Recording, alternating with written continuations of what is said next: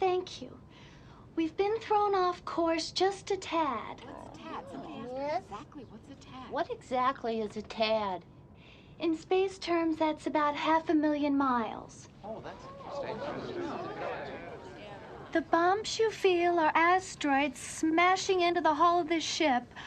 Also, we're flying without a navigational system and can't seem to change course. Miss, are you telling us absolutely everything? Not exactly. There's also a trippy bit